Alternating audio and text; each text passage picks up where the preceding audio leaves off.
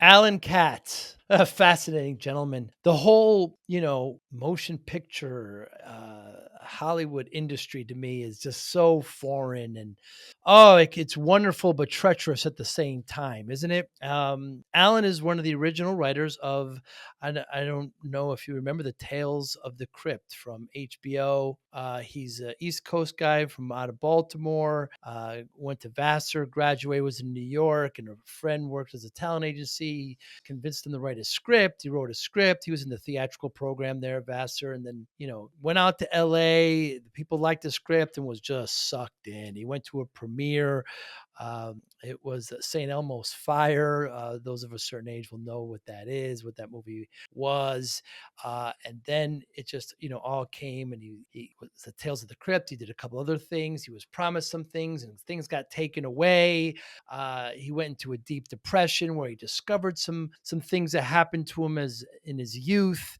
But he is, in every sense of the word, a storyteller. Everything. I had to kind of reel him in a couple times, and because he's got such great stories and such great insight. It's a wonderful, wonderful conversation. His view. At one point, I asked him between art and science, because he is just an artist, and I said, "Does there science ever come in?" It's always an interesting perspective to me. But his view on discipline was unique as well. But Alan Katz, great conversation. I look forward to when I'm out there in Los Angeles getting a cup of tea with him. Great conversation with Alan. Thanks for listening and watching. Hi, I'm Joey Pinz, and here's my 45-second introduction. After starting my business in the 90s, I started developing poor habits of eating in my diet because I was working way too much. Before you know it, I found myself 340 pounds. The doctor told me if I don't lose the weight, I'm not going to see my daughter graduate. Took the next 7 months, lost 130 pounds. People think there's some secret. Ask me, how'd you lose that weight? Like there's some secret. There is no secret. How'd I lose the weight? Just one word: discipline. I've had other successes in life, and I attribute them all to discipline. Now, I'm not the king of discipline, but I believe that it can help all of us. Friends, colleagues convinced me to start a podcast. The podcast mission: how do we better ourselves and society? I talk to interesting people in health, fitness, sport, wellness, business, technology, science, art, and culture. And I eventually ask them how discipline plays a role in their life. Podcast vision: growth through learning from others. Alan Katz, thank you so much for your time. Why? I know you've branched off to podcasting now, but in the beginning, why be part of an industry that's so, known to kind of be cutthroat and disloyal and, just it's wonderful, but it's ugly at the same time. Why be part of that? Well, you don't know how that is until you're on the inside. I see. And when you're on the outside looking in, well, you want it, don't you? There's a reason why so many people historically have flocked to Los Angeles, until recently anyway. It was a place of dreams, sure, but lots and lots of broken dreams. But that is the nature of the beast, what the motion picture industry created. In a sense, it was Gutenberg's printing press on steroids on steroids. The to take a story, and really, especially when movies were silent, international language. And so you could story tell whatever your story was, whatever your message was, to anybody in the entire world. And they didn't even have to stop and read it. They just have to stop and watch. What a powerful tool for transmitting messages and propaganda. There's a very famous story about a piece of a film loop used as propaganda against Hitler as he was stepping down from the railroad car wherein the Treaty of Versailles was signed just before he blew it up. As he stepped down, the light was behind him, and so it kind of washed out the background. And so he's stepping down. They looped it, and it looks like he's doing a jig. It's like he's dancing. Well, hey, this was certainly a terrible human being, but he did not do that. But you could create that image. You could create the image and then propagate the image. Holy cow. That's some potent stuff. So I've always been a writer. an actor and a writer. I was always a theatrical. I've been writing professionally since I was 16, and I think I always took that kind of for granted that I could do that. Um, I grew up loving old movies. Hmm. Loved old movies. Groucho Grew up loving the Marx. Marx Brothers. Yeah. Groucho Marx. God. So when I was a theatrical, I went to Vassar as a drama major, and I wanted to be in the theater. Then I got out of Vassar. I was living in New York, and to me, New York was the center of the world. I had a friend from school who'd become an agent at William Morris, Carol Yumkus. And Carol said to me, you should try writing a screenplay. And I'd been thinking about it, so I wrote a screenplay and I sent it to her. She said, this is really good. People are responding well to it. You should come out and meet and greet people. And so in June of 1985, I headed out to Los Angeles for a week. And to me, we'll see what it is. To me, LA was the stupidest place on the planet, the land of the avocado head. But when I got here, oh gosh, everyone was so nice to me. Hey, it's June. June in New York, it's already hot and humid and it smells of piss everywhere. In LA, this was back in 1985. This was 40 years ago. It was a lot less crowded and gosh, it's the desert, so there's no humidity. It's sunny and warm, and even on the worst possible day, you still go to the beach and everything's great. But like I said, people were wonderful to me. I highly recommend having copious amounts of smoke blown up your ass. It's a nice feeling. Yeah. One evening, my agent took me to a movie premiere, St. Elmo's Fire, which William Morris represented. So my view was behind the scenes. And man, was that intoxicating. That's cool, huh? The next morning, I had the morning off. I didn't have any meetings. And someone at the party said, you should drive through Topanga Canyon. It's so pretty. It was 40 years ago. It's still not as built up as a lot of other places in LA, but it's more built up than it was. And as I was driving from the 101, the freeway, through the Santa Monica Mountains, as they plunge into the Pacific at Pacific Coast Highway, by the time I got to the water, New York, screw New York. Man, LA had totally seduced me. And that kind of goes to the thrust of your question. Yeah. It's really seductive. Holy shit, is it seductive. And then when you suddenly get your toe into the business, as I did rather quickly. Yeah. One of the things that your podcast is about is discipline. And I can tell you that as a young writer, when I got out of college, I was extremely disciplined. And I wrote, I had so long as I was at home, I could sit and I could work. I wrote starting at a certain time and, stop no earlier than a certain time. When I moved out to Los Angeles, I was still pretty disciplined in terms of writing stuff until 6 months in, the first time I ever got paid here in Los Angeles. And that's what screwed me up. Because I got lucky and I got a couple things at first. And I stopped being a disciplined writer. I kind of began to see what the man wanted me to write. Now, that I think went to a deeper problem that I didn't even know I had.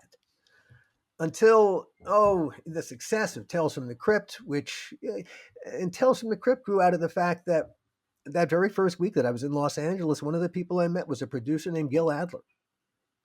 And Gil, very shortly after I moved out to Los Angeles, that same summer, became my best friend and my creative partner. And we wrote scripts together. And Gil came out of an incredibly skillful producer. He came out of New York theater, but he was trained as an accountant. And he understood this fundamental fact: if you have $1 to spend to make your movie, do not spend $1. You have not got it.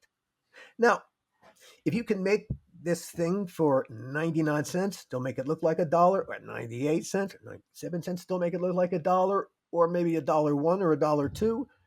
Well, now you've got something. Hmm. And so the solution, look, all creativity is problem solving of one kind or another.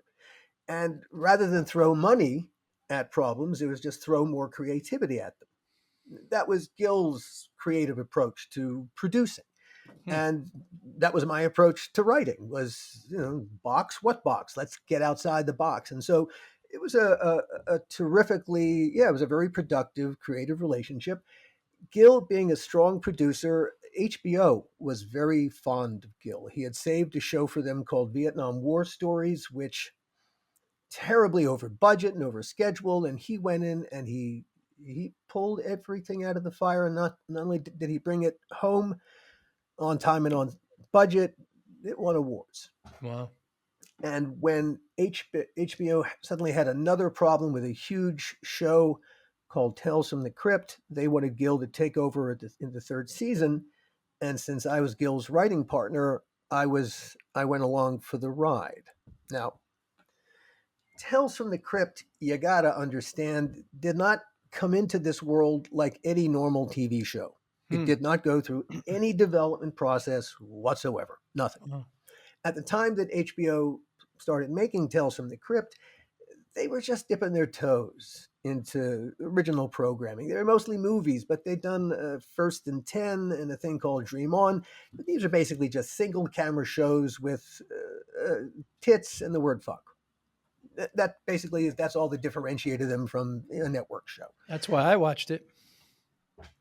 Then suddenly 4 mega producers, Hollywood mega producers, Joel Silver, who's the huge action producer, Richard Donner, big director, Superman, The Omen, Walter Hill, the 48 Hours movies, and Bob Zemeckis, Back to the Future, Forrest Gump. Yeah. These 4 mega Hollywood producer directors approach HBO and they say, we want to put Hollywood vision inside the little TV box. HBO jumped up and down and said, yeah, great, do whatever you wanted. And so, the passion project was a Tales from the Crypt, this thing from their collective youth that they loved. And so they wanted to take that from the comic books into a TV series. If it had gone through a regular development process, they'd have hired someone like me to develop it. Okay, how do we transmit those franchise qualities from the comic book, one medium, into a TV series, a completely different medium? You really have to think about how you're going to do that, because really every frame of your TV show should feel like the comic book in some way. If it doesn't, then you've lost connection to your franchise. Well, they never did that with the first 2 episodes, the first 2 seasons, because they never hired anybody. They just didn't think like they were movie producers. They didn't think like TV guys. And so, the first season was 6 episodes. They're really some great episodes. Second was 18 episodes, but by the end there was no connection to the franchise whatsoever. And by the 3rd season, HBO, for a financial reason, was ready to say, okay, it's done. It was a 3-year deal, 3 seasons, that's it. The other things that the partners did not do, which TV series do, is that you find a deficit partner.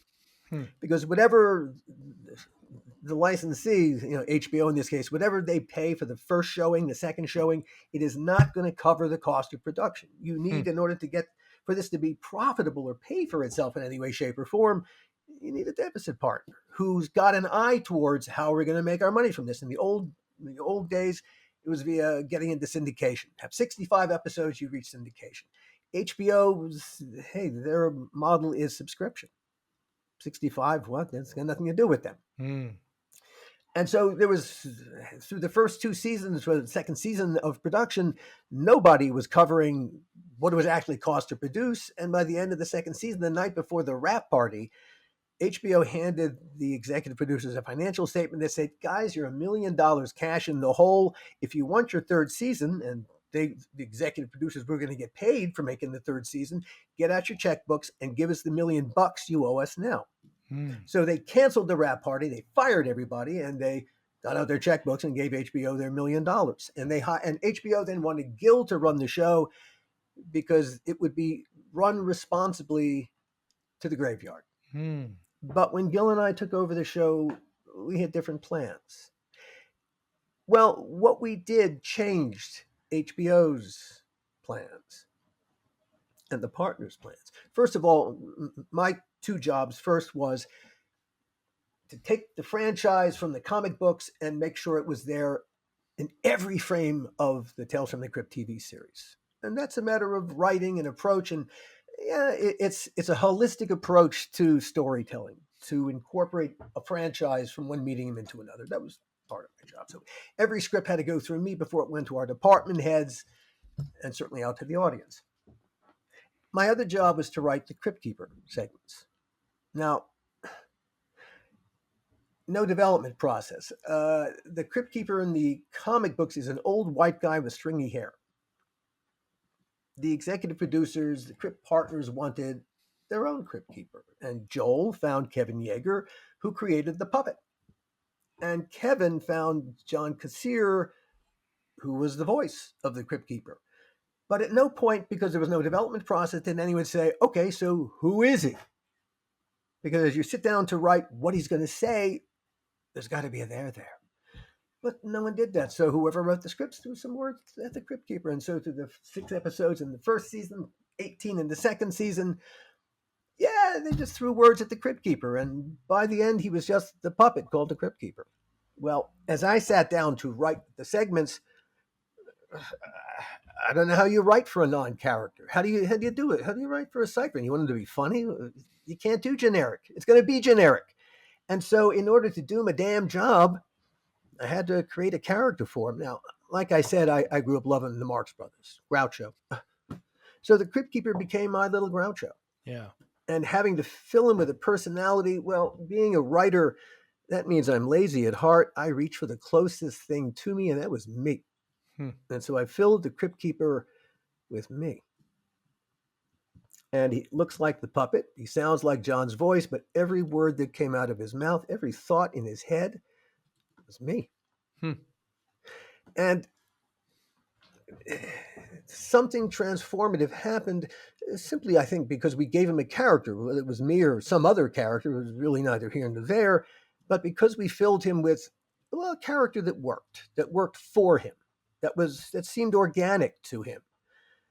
He went from being the puppet into being the Tales from the Crypt franchise. Really entirely the franchise, much more than the comic books. They've been trying to redo Tales from the Crypt for years. But there's a fundamental issue why it probably could never happen. A few years ago, M. Night Shyamalan, I think he had optioned the original EC Comics, and he wanted to redo Tales from the Crypt as part of a Thursday night horror wheel that TNT was putting together. But he bumped into the fact that the Crypt Keeper he got was the old white guy with stringy hair, and not the Crypt Keeper, who is the franchise. Without the Crypt Keeper, you have a bunch of old comic book stories. Not really worth anything. The Crypt Keeper, however, is the character that really drew people in and became the franchise. Hey, before he had a personality, there were no merchandising deals. He wasn't advertising for Budweiser and other places. That happened after. He suddenly had a personality, and he suddenly had economic value outside of his little Crypt set. He became, a franchise and a marketable character. And as a demonstration that I ain't talking shit, Joel Silver made a merchandising deal with me. He never made a merchandising deal with Kevin or with John. And I was a latecomer. I was the third person to get there. But it was understood that prior to investing the puppet and the voice with a character, he was not a franchise.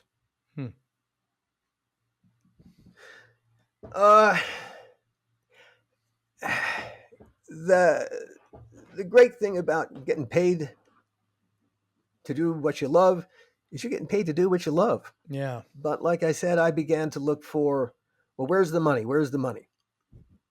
And I stopped. I wasn't telling organic stories anyway, but I think in large part that was because there was something missing inside of me.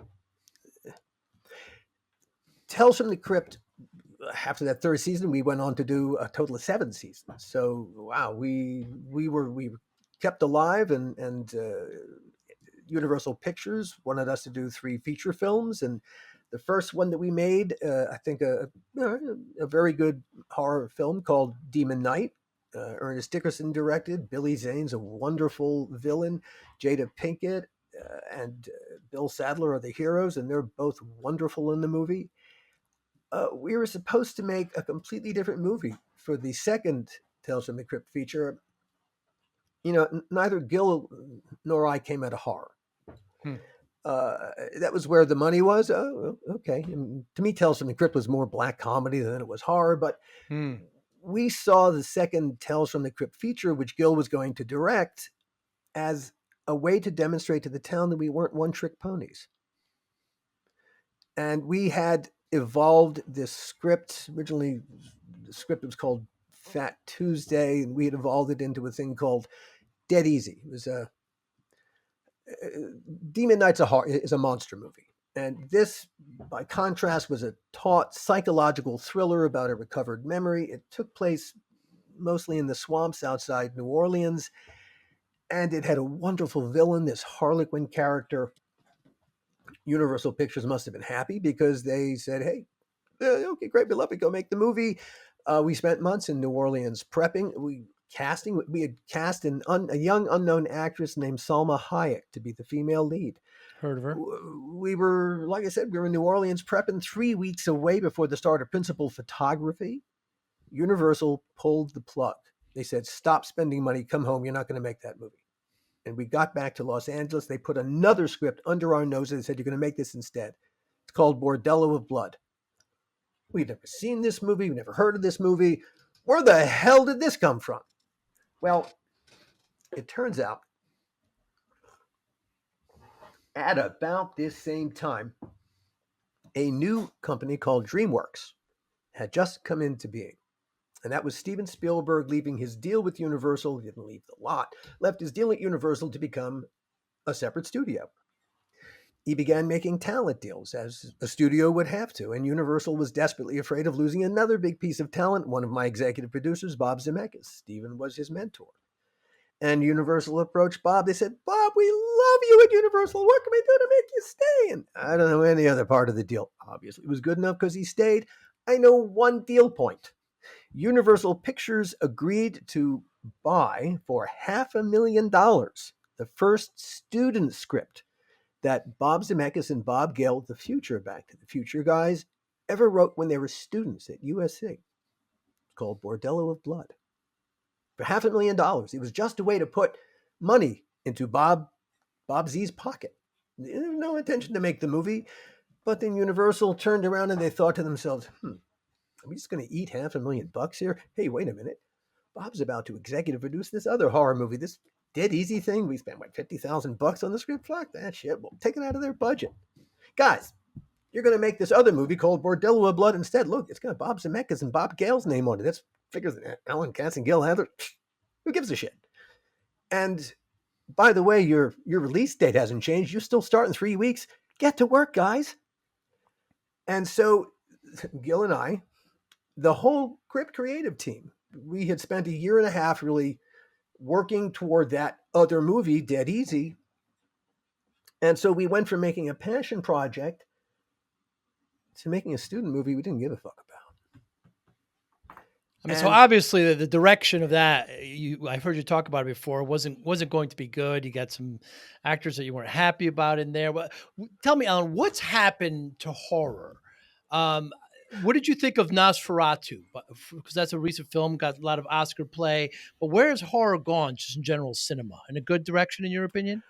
In this fast-paced MSP landscape, how do you stay ahead? Introducing MSPinfluencer.com, your ultimate hub for MSP news, insights, and community connection powered by Forza Dash. More than 75,000 MSPs subscribe to our MSP Influencer Pulse weekly newsletter, staying informed and ahead of industry trends. Tune in to emerging podcasts from Joey Pinz and leading MSP voices, offering essential tips, powerful insights, and success stories. Explore our multi-authored blogs, crafted specifically for MSP leaders, delivering fresh perspectives and actionable strategies. Celebrate excellence with the industry-leading Forza Dash MSP Influencer Awards, recognizing innovation, leadership, and impact in the MSP community.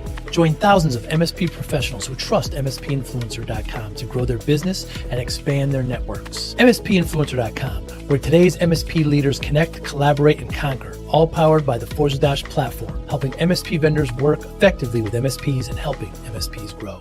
I'm not a horror guy, so I am probably the worst person to ask because it's just not my genre of.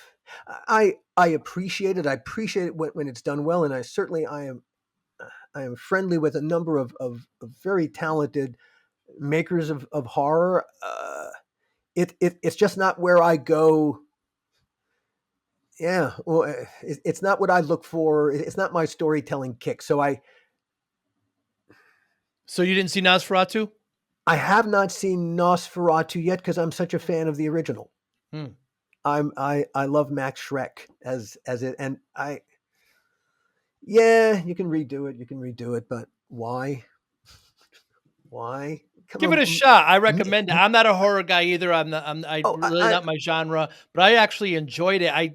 I forgot what horror can do. I forgot how it grabs the viewer and later when I'm sleeping that night thinking about it, it's not my genre at all. So you kind of go into this tailspin, Alan, and you say you took 2 decades where you had writer's block and you didn't know it. But you really, during that time, you really uncover some bad things that happened to you as a child. So talk to me about that time. I was keeping a secret from myself. Yeah. About the fact that, well, let's get to how I got to the secret. After the release of Bordello of Blood, by the time it got released, Gil and I were no longer friends or creative partners. We didn't speak for 25 years. And I did a couple other projects. I did a couple seasons on The Outer Limits, but I was adrift creatively, emotionally. I was heading into a darker and darker place. No, not entirely dark, because I had 2 kids, and I became really a full-time dad because I lost connection to me as a creative person. But I put all my creativity into raising my kids, and 2 best things I'll ever make. Not even close. Me too. But still, I felt disconnected from me, and it got so dark. I literally 3 days before Christmas 2016, I came within literal inches of killing myself. And it was all self-directed rage. And I went to I had been contemplating medication. It was really kind of terrified me, but I had done my research. I went to my GP. I said, here's what I just did, and here's what I want to do. And I grew up in the medical culture. My dad was a surgeon. So I don't see these people as gods. I see them as rather fallible. I know where the limits of their knowledge are. And I just didn't want to step into those traps, because I know, and no grudges. It's just, they're human beings. Yeah. And so I told them what I wanted to do, the medication that I had researched, and they said, okay. They wrote the script. I went, picked up the medication. I told my family what I was going to do, and I took it. And then I got really lucky, because within 36 hours, I leveled. Wow. I felt the lamotrigine at the minimal dose put the darkness in a box, in the sense that I felt, the rage was so internal. Anything could set me off. A political conversation, something stupid on the radio, and boom, like a lava flow, it would erupt in my gut, up through my throat. Just as it went to explode out my mouth, it dissipated like a soap bubble. I knew I had felt the rage. It was gone. It was gone. It was like a circuit breaker killed it at the last second. Wow. And a couple hours later, something else happened again, and I realized that is the lamotrigine short-circuiting the darkness. Well, once the darkness could no longer get at me, I could confront the secret I'd been keeping from myself. Hmm. That I was sexually molested twice when I was 14 by the religious director at the synagogue where my family belonged outside of Baltimore. And that was the hardest weekend I think I ever had to live because, confronting that was very painful. Hmm. But it's so true what they say about the truth setting you free. And not only, the other thing is, if you can't tell yourself your own story, really, how good are you? Can you really tell anyone else's story?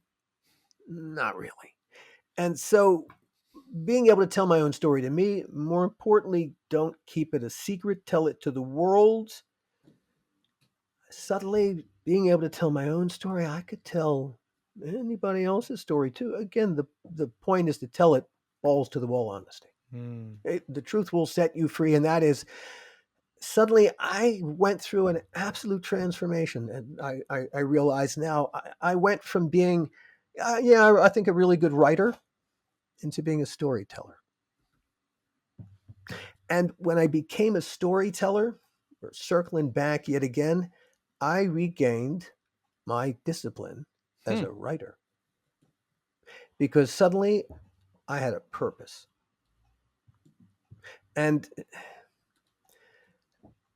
I had been telling the Bordello of Blood stories because the making of Bordello of Blood was a catastrophe. It was my own personal Waterloo. When you set out to make a movie, any project that you don't really want to do not be surprised when every day is stupider than the day before it. Right. Stupider, and there were, now that I was able to see the world with clear eyes, like I said, I've been telling the Bordello of Blood stories.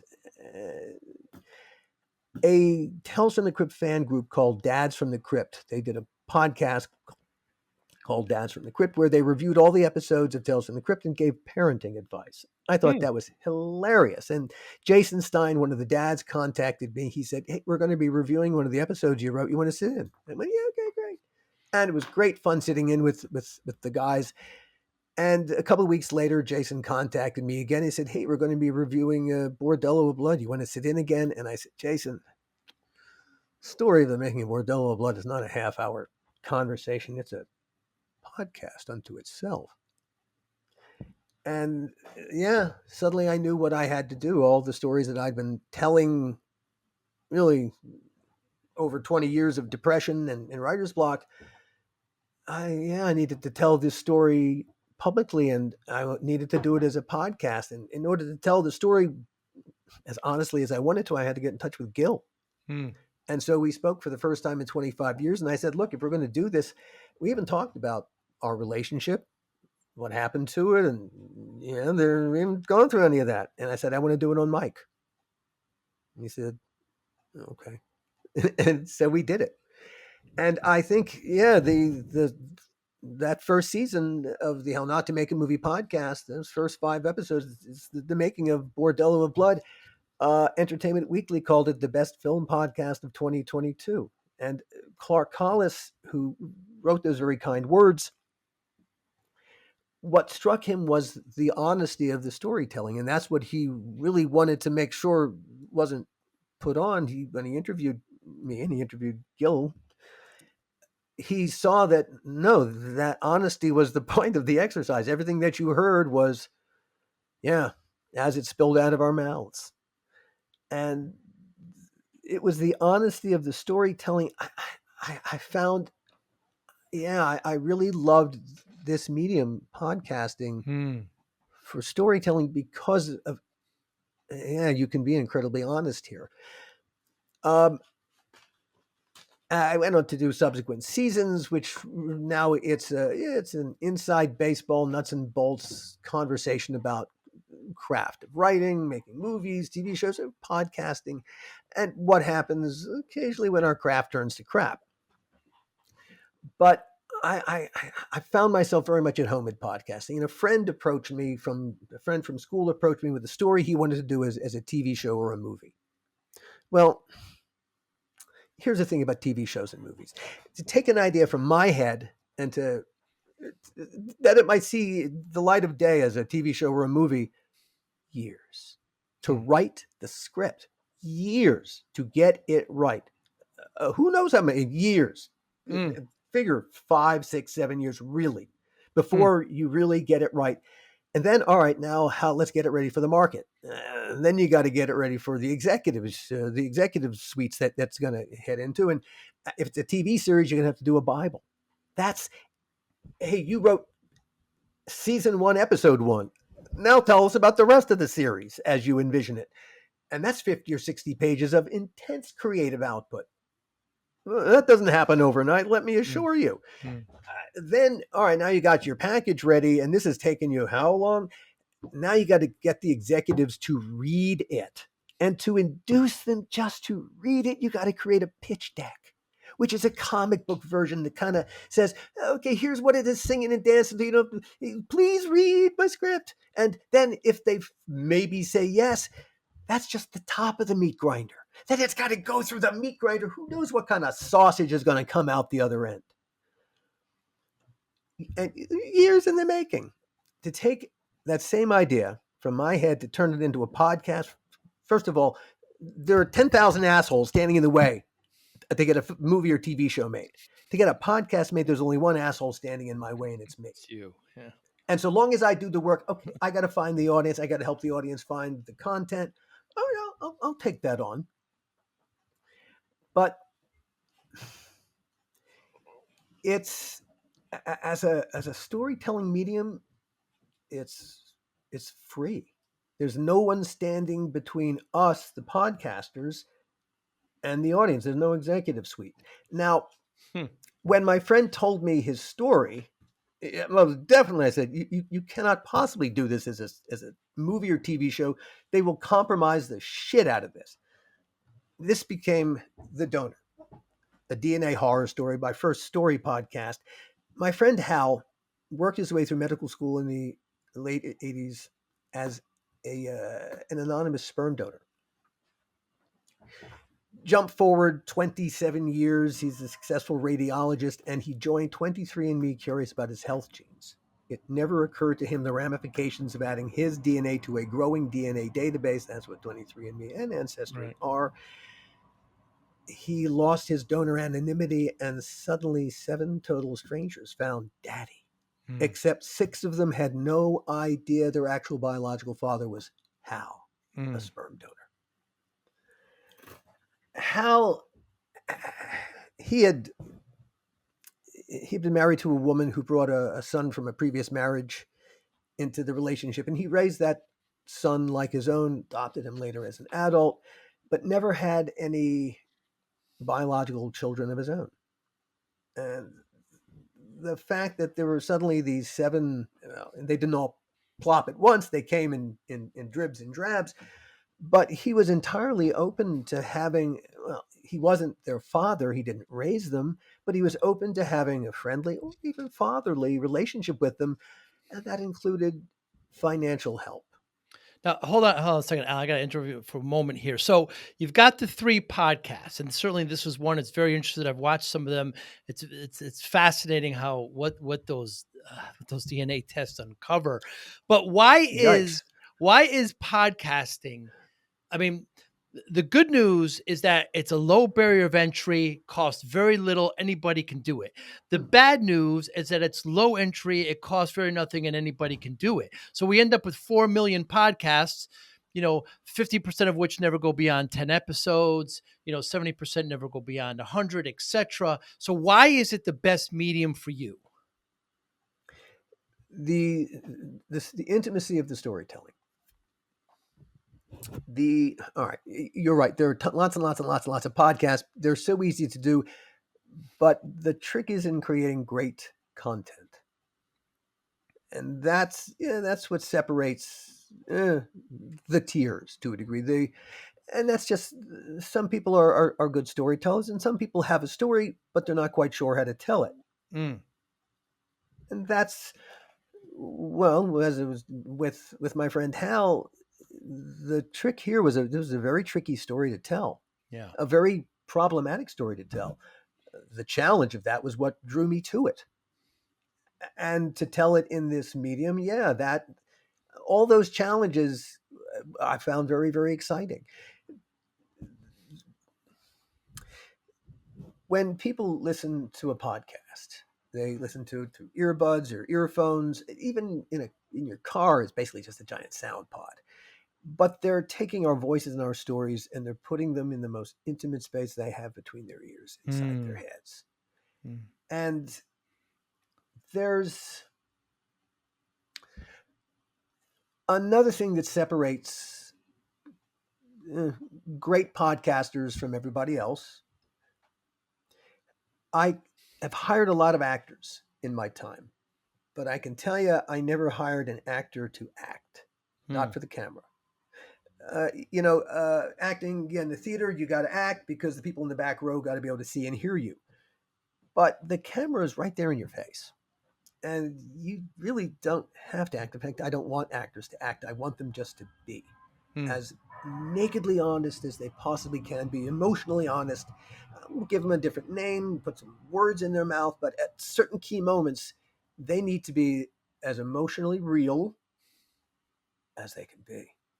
And that's what a successful actor really has the ability to do, is to be nakedly honest, Mm.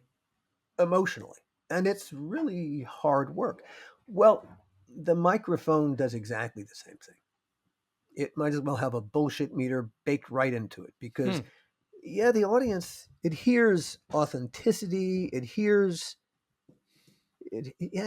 all kinds of qualities in our voices. And yeah, some voices, yeah, an audience will want that voice in their heads on a regular basis, and they'll follow wherever that voice goes, because yeah, they like it. Back in the old days, when the trick to creating a TV series, again, because profitability was at 65 episodes back in the day, you didn't write a script, a show with any, there was no consecutive storytelling, because if it got into syndication, people weren't going to watch it in any particular sequence. So really, it was 65 episodes. So you had a variation, 65 variations on a theme. A family with a son who, an ER, ER was a particular situation. So 65 variations on a theme in an ER. Mm. The key was the characters, though. These had to be characters, because especially back in the day, people watched it, fancy this, in their living rooms, because that's where the TV was, in their living rooms. But in essence, you were inviting these people into your living room every week. And in that same way that people invited these characters and their stories into their living rooms, they invite our podcasts and our voices and our stories Mm. into their heads.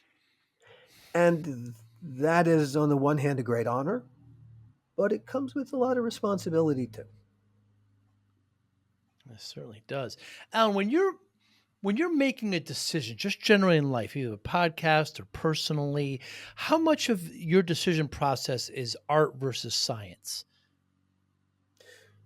My dad was a surgeon, Yeah. as I said, and my dad was very clear on this particular point, that what he did for a living was equal parts science and art. Hmm. The science, you could, it's all the things you could measure, but the problem was, you're dealing with human beings, and human beings, sometimes we defy numbers. Certainly. In fact, a lot of us, we don't even understand. Mm. Like, we don't understand how we're having this conversation. We Mm. don't really grasp how consciousness works. Where do our memories go when we're not having them? We don't know. We honestly, we've got some guesses, but really, we don't. There's so much that we don't know. Mm. Uh, and that's the human part of it. And so, As I look at the world, and I consider how very human it is, Hmm. and fallible, and frail, Hmm. and prone to making the same mistakes again and again and again. Really, the things that are happening in America, in the world, none of this is new. Right. God, I used to be a news junkie up until the election, total news junkie, total. And then I went cold turkey because, man, the news is now the sound of the dance band on the Titanic. Holy shit. I don't need to hear that. I began filling my head with podcasts instead. Hey, Joey Pinz here. Want to take your podcast experience to the next level? I'm excited to invite you to become a YouTube member. It's the absolute best way to support the channel and enhance your connection. Join our amazing community and unlock the incredible perks, custom loyalty badges, exclusive emojis, and priority comment replies. Your voice will always stand out. Be the first to watch new videos with early access, receive special membership shoutouts, and get exclusive behind-the-scenes photos and updates. Dive into content available only to our members, special videos, deep dives, and insider perspectives. Engage directly with me. Suggest podcast topics you want to hear, and even get personalized video shoutouts. Hit the join button right now and become part of something special. Let's build this amazing community together. I can't wait to welcome you as a new member. Join the Joey Pinz family today. Podcasting's have helped with that. Realize that. By the way, I've heard you talk about that. It's legitimize real long-term conversation and not these little stupid bites that people just want to consume quickly. Real context in a podcast. Oh, yes, yes, yes, yes, yes. And long-term context. Yes. There's podcasting as a medium gives it's so first of all, it's incredibly democratic because anyone can do it. That's right. And they might be, hey, right there in their little community, and that's where they are. If suddenly someone, look, it's all a matter of the right influencer who can make your little thing suddenly go viral. And as hard as you try to go viral, it doesn't work that way. All we can ever do is create the best content we possibly can, the most honest content that we possibly can. And so really that's what I do every day. And I've got 4 podcasts out right now, but I've got literally a dozen in various stages of production, pre-production. Yeah. And there are quite a few journalists that I'm working with now, because with really the death of American legacy journalism, where do those storytellers, because really journalists are just, the culture storytellers in real time. Where did those storytellers go to tell their stories without losing their souls? Yeah. Podcasting is the perfect place, again, because the relationship is just us and the audience. There's no corporate overlord. There's no one second guessing or saying, well, you shouldn't put it that way because, no. I'm working with 3 different journalists on 3 really biased, remarkable journalistic projects that in some cases they would never been able to tell in the legacy media world. But in the podcasting world, not only can they tell these stories, they can begin to introduce the world to a whole other side of their journalist brand that they never had before. It's wonderful. Because in the case of Manila Chan, with whom I'm doing a podcast called A Secret War, Manila is Lao American, and she's always wanted to tell the story of the Secret War, which is the most bombed country in the history of the world is Laos. Is it really? For 8 years, we bombed that country literally every day during the Vietnam War because the Ho Chi Minh Trail ran through Laos. It wasn't, Ho Chi Minh Trail is not a trail. It was a supply train that the North Vietnamese used to supply their army in the South Vietnam through Laos, which they weren't supposed to do, but we bombed Laos every day, which we weren't supposed to do either. And we reduced an awful lot of that country to, we destroyed a jewel, and a third of that country is still almost uninhabitable because of all the unexploded American ordnance sitting. And and Manila has wanted to tell that, well, for 25 years that she was a working journalist. She wanted to tell the story, but couldn't get any traction. Well, A Secret War is not just the story of the secret war. It's about her secret war to tell the story of a secret war. And the thing about podcasting, as Manila is blossoming into, she's going from being an old fashioned just the facts journalist to it's a bit more of a personality driven journalist. Her journalistic integrity is still 100% there, but now it's tied to, well, it's advocacy journalism. It's tied to a very powerful story and a very personal story. It's wonderful to witness that. Alan, has there been anything in the last month or so that you've changed your mind on?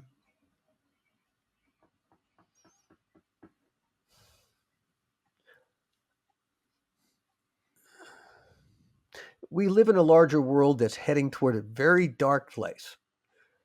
I wouldn't say that I've changed my mind, but I've become more, like I said, I stopped listening to the news after the election. I began listening to a lot of history. Hmm. There's a podcast I especially adore called The Rest is History, which is really a terrific podcast. And there are 500 or so episodes in, and I went back to the first episode and I just started listening to every single one of them. In part, I love history, and I love their approach to telling history. They've got great chemistry, but I keep hearing the same stories again and again and again. Yeah. That's not a negative. That's on them. We are not going through anything that hasn't happened before, and it's the shocking sameness of it between the forces of authoritarianism and the forces of, let's call it, the Republic. Really, it's Rome. It's we keep trying to reimagine Rome between the Republic and Caesar. It's staggering how the same thing just keeps repeating itself, and not just in Europe and in the West, but in all kinds of places. Human beings keep imagining the best, a place where everyone is treated equally, and damned and they succeed for a while, and then they fail, they fall apart. I When Benjamin Franklin exited the Continental Congress after we voted on what kind of government we were going to have, someone asked him, what kind of government did we choose? He said, a republic, if we can keep it. The answer to the question is no, we cannot keep it. We chose not to keep it. We elected a person who said, quite honestly, and has always been brutally, bracingly honest, we just never want to listen to the man. It's the most remarkable thing. But that's not unusual either. None of this is unusual. So, have I changed my mind? No. I've become more.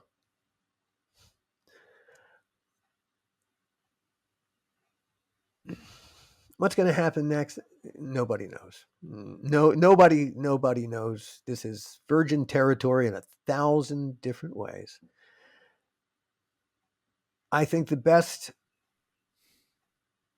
any of us can do is stand with our hearts and our minds and our conscience in the right place. And when the moment comes that we have to do the right thing and be in the right place, we have to go do. It's not a time to ask questions. What's in it for me? Everything's in it for you. I grew up, like I said, I grew up Jewish, and I was born in 1959. So I grew up in the shadow of the Holocaust. And in my community, from the time I started Hebrew school, and I've always been grateful to Hebrew school for making me the atheist I am today. But I started Hebrew school at 6. And my Hebrew school teacher, Mrs. Letterkrantz, had a number tattooed on her arm, and I knew where that number came from. They told us where it came from. They told us why that happened. And so from the time that I was a little kid, there was always, this strange sense of the weird thing was we used to think it couldn't happen here.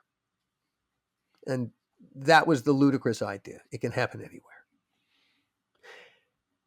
In fact, it was a lot of what happened in Germany came from here.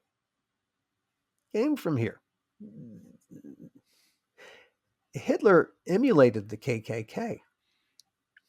It inspired him. It's just who we are. It's who we've always been. And I think the slap to the face in the last election, we've been telling ourselves we're a certain thing for a long, long time, and we've really not been that thing. It's an interesting perspective. Yeah, everybody kind of takes sides there.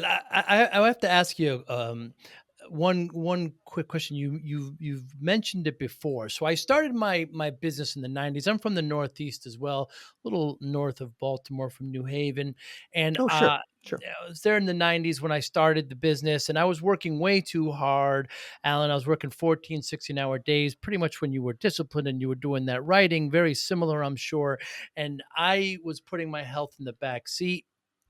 Next thing I know, I'm at the doctor. She tells me I'm 340 pounds. Holy cow. Whoa. You were 340 And I'm pounds? 200 now. And she says to me, if you don't lose this weight, you're how not tall are you? 6. Huh.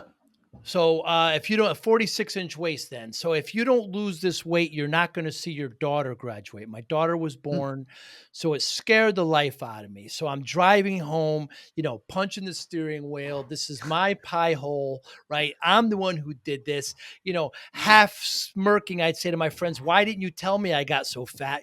Kidding, of course. So I spent the next 6-7 months, lost 130 pounds, and you can't look at it as a finishing line. These are lifelong changes you need to change.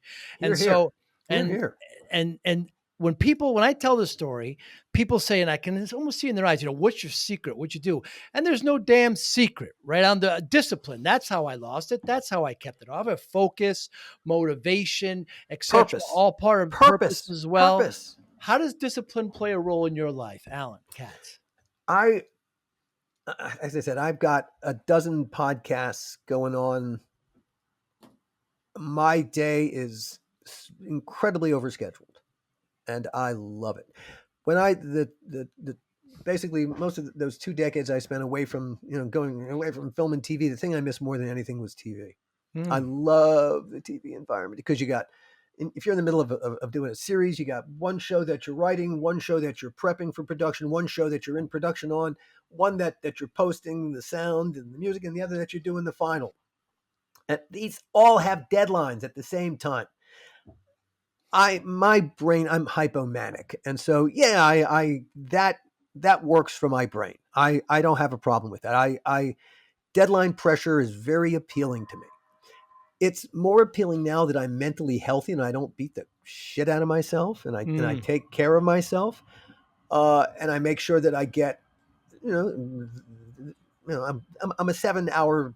I need to be horizontal for 7 hours a night. So long as I do that, my brain will continue. Yeah, my brain feels good. I need to maximize every moment of every day, simply because I took 2 decades of prime time off, and I didn't make the money that I needed to have made, and I didn't do the work that was sitting inside me waiting to get out. And now there's all that work and a whole lot more. And so, what's that poem to his coy mistress, Andrew Marvell's? But at my back I always hear Time's winged chariot hurrying near. Yeah. I hear you, motherfucker. Yeah. Get lost. But I got to make up for lost time in 1,000 different ways, but it's not a desperation feeling. I'm so filled with purpose. In Judaism, there's a thing called tikkun olam. It's the basis for do unto others. And tikkun olam basically says that everyone's obligation is to make the world a better place simply for having been in it. What that is, how you do that is entirely up to you, but go do. And I feel incredibly connected to that sense of tikkun olam. My little podcasting company, Costard and Touchstone Productions, Our mission is to make the world a better place through storytelling. That is, yeah, that's my mission. From the moment I began telling Hal's story in The Donor, and then Donna Hall's story in The Hall Closet, I discovered I'd become the thing I wanted to be when I grew up, which is a podcaster. And telling story, I discovered, first of all, everyone has a story. It's just a matter of telling it the right way. An awful lot of, hey, you could take a great story and fuck it up really easily by just telling it wrong. It's easy to kill a joke by mistiming the punchline. But everyone has a story, and everyone has a story, everyone has a podcast. And something in me just feels compelled to tell each and every person's story. And with that purpose driving me, yeah, that's how when I get up in the morning, that's the ultimate holistic mission that I'm on. But each and every day is filled with the little steps that I got to take to make the big steps. And it all requires discipline. What motivates you, Alan, right now? Exactly what I just said. Storytelling. To make the world a better place through storytelling. I see it happen every single day. And as we head into a darker and darker space, storytellers will be even more necessary to keep people's sanity. I see our business, hey, in a world where suddenly you can't get the goods you need, yeah, it could get tough, and things are going to get expensive because, really the screws you need to put things together, where do you think they come from, pal? Really, just the screws. Well, as things get expensive, one thing will not become expensive in the same way, and that's podcasts. Because these are just our ideas. And making them still, it really doesn't cost much compared to any other form of entertainment. And hey, people can multitask while they listen to us. Yeah, they can exercise. They can be driving in their car. They can be doing 1,000 other things. Now, in theory, you can't do that when you're watching TV. Although my kids, my kids, they watch TV like this. So, through their phones. So I guess you can multitask while you watch them, but not really. You're not really paying attention to the story, are you? But podcasts, yeah. I feel like I'm Moses, and I reached the Holy Land. So given the motivation of storytelling as your mission, how are you measuring success, Alan? Every time I see I got a listener download, I succeeded. If you're going to measure it solely by money, you will be disappointed. Yeah. If that's your motivation to do this, you will be disappointed. You have, if you're going to make any money at this, you're going to get, it's going to be one of those viral moments that you have no control over. Don't try to. Or it'll be your body of work. And that takes time. And you need to have a long-term plan. It's a struggle. And there are vicissitudes. There are good days and there are bad days. And you have to see the bigger picture that you're pursuing. I think one of the things that helped me, my whole life up to this point, it was a screenplay. It was a TV project. It was always project to project to project. Well, now I'm approaching it as a company. I've got a whole bunch of projects. And not only are these, I think, terrific stories that for people to listen to as great podcasts, but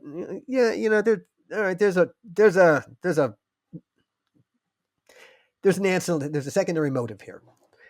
A lot of these stories, they would make great movies or TV series. In the old days, I would have gone through that whole process, taking years and years, and really just you're trying to walk in the door and explain to the executives what your IP is. Ugh. What's the concept? What is this thing? Ugh. When you do it as a podcast, well, you've done all that. You've put the IP on the table where everybody can see it. And the projects that I'm doing now, a lot of the projects that are on my drawing board, these are TV movie projects that I've wanted to do for a long time. oh no, I'll do it as a podcast first because then I will have established the IP. I'll put it on the table and hell, there'll be an audience for it. And rather than having to go and sell it cap in hand to an executive suite, no, those same people will come to me to buy it. You have to understand those people in the executive suites, they're very risk averse. If they gamble on something and it goes wrong, the boss is going to look at them and say, what were you thinking? Well, if you bring an idea into them that there's, they're going to have to develop themselves, they're going to take a risk with you. If they're going to buy it as a podcast, well, there's no risk involved. They can point to, there's the IP and there's the audience, and yeah, it had a fan base. And so I'm making it easier for them. And hey, I also get the bonus of I got to tell the story. I got the story off my chest. I told it exactly the way I wanted to. It's not visuals, but I could tell it because the visuals make it really expensive to make. Yeah. And so the other key to it is that when I go and I do this, at all times, I own it. I never lose ownership. And that's the key to all of the podcasting. The content, until such a time as you sell it, if you choose to, you own it. We own it. And that puts us in the driver's seat. And so when those executives come and they say, hey, we that's a great podcast, a great movie, TV show. Yeah, you're right. You got a check? Yeah, here. Oh, that's a nice check, but you got to add some more zeros and move the decimal point over. You have competition, mate. Don't you understand? Come back later. Part of my goal and what I think podcasting will afford all of us the opportunity to do is to flip the power dynamic away from the money and toward the creatives. Yeah. And I think about that a lot. Yeah, it's wonderful. Want to show your love for discipline, inspiration, and the Joey Pinz podcast? Now's your chance. Introducing the brand new Joey Pinz merch store, where style meets discipline. Choose from premium apparel, cozy hoodies, stylish hats, durable bags, and your new favorite coffee mug, all featuring the iconic Joey Pinz logo. Perfect for podcast fans, discipline enthusiasts, or as unique gifts for friends and family. Every purchase supports the Joey Pinz Discipline Conversations podcast, helping us continue to inspire greatness and promote positive change. Visit joeypinz.com/store today and wear your discipline proudly. Joey Pinz merch. Wear it, share it, and live it. That's absolutely wonderful. Hey, Alan, I mean, ever since we set this up, I was excited. I'm excited. I'm so glad we talked. That you give me so I'm so glad you set this up. You give me so much energy, and you further my belief and love of podcasting, by the way. You are not wrong. I appreciate it so much. Anybody listening, watching, how can they get in touch with you? Through our various podcasts, I'm in the process of setting up the whole Costard and Touchstone world, about a month or so away from having that place. But in the meantime, all the different podcasts, the How Not to Make a Movie podcast, the Donor podcast, and the Hall Closet podcast, and the Sage Wellness Within podcast, another podcast that we just started dropping. It's about traditional Chinese medicine, hosted by a terrific physician of Chinese medicine, Dr. Andrea Thorpe. She's wonderful. Oh man, that's a terrific new podcast. Sage Wellness Within podcast, wherever you find your favorite podcasts. That's the best place to go find them right this second. Alan, thank you so much. Next time I'm in Los Angeles, my daughter lives there. I'll look you up. We'll get a cup of tea. Oh, please. Let's continue this conversation too. Sounds good, my friend. You be well. You too. Thank you so much for having me on. Thank you for listening and or viewing Joey Pinz Discipline Conversations. Please share this episode with one or two of your friends who you think may benefit from the episode. Our website, www.joeypinz.com. There you'll find lots of resources and you could join our mailing list. Please follow us on all our social media, Instagram, Twitter, and Facebook.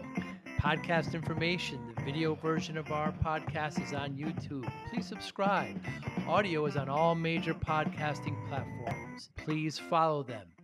And if you like it, please consider giving 5-star rating. Would really appreciate that. Thank you again for listening or watching Joey Pinz Discipline Conversations.